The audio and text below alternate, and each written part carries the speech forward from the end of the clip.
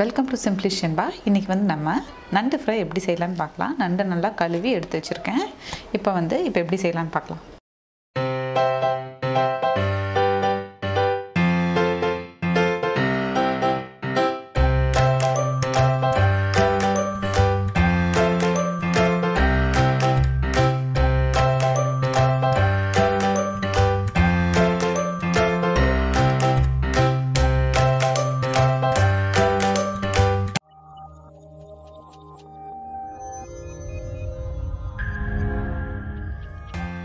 இப்போ ஒரு ஜார் எடுத்துருக்கேன். இதில் ஒரு துண்டு இஞ்சி, ஒரு 7-8 பல் பூண்டு எடுத்துருக்கேன். ஆட் பண்ணிக்கலாம்.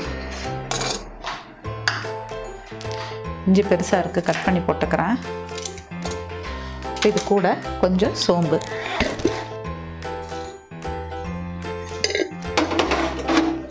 கொஞ்சம் குருமிளகு,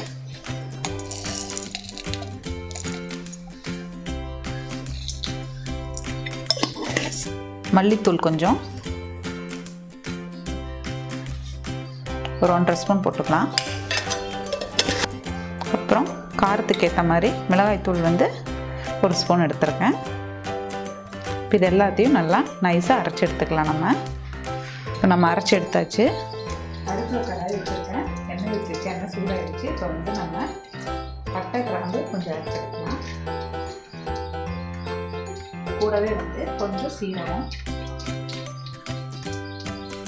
அது கூட கொஞ்சம் கருவேப்பிலை பண்ணிக்கலாம்.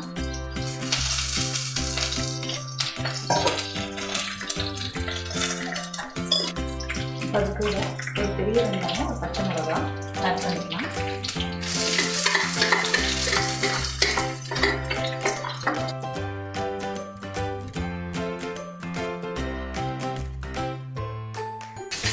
வெங்காயத்து கூடவே உப்பு ஆட் பண்ணிக்கலாம்.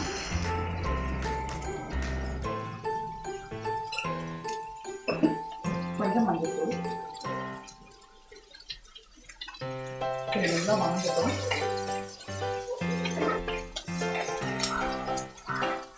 வெங்காயம் நல்லா வணங்கிடுச்சு. இப்போ நம்ம பெருசாக இருந்தால் ஒரே ஒரு தக்காளி ஆட் பண்ணால் போதும். நல்லா வணங்கிடுச்சு.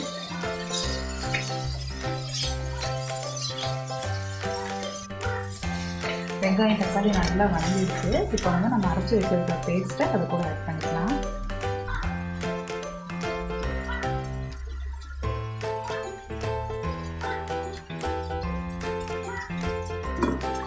இது நம்ம பச்சையாக அரைச்சிருக்கோம், அதனால நல்லா வணங்கட்டும்.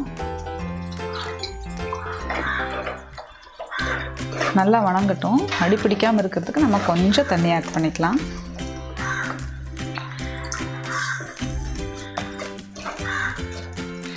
இது நல்லா வணங்கி பச்சை வடையெல்லாம் போயிடுச்சு. இப்போ நம்ம இன்னும் கொஞ்சம் தண்ணி ஆட் பண்ணிவிட்டு இது கூட நண்டு ஆட் பண்ணிக்கலாம்.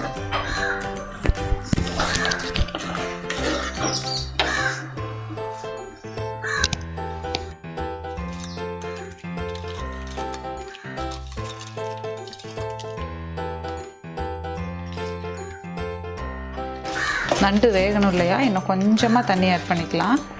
இது ஏன்னா நம்ம வறுவலாக தான் செய்ய போகிறோம்.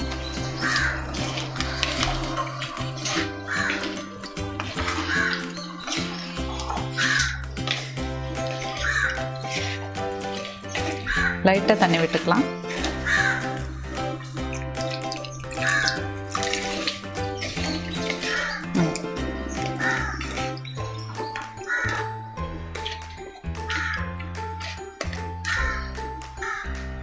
கொஞ்ச நேரம் மூடி வச்சிடலாம், வேகட்டும்.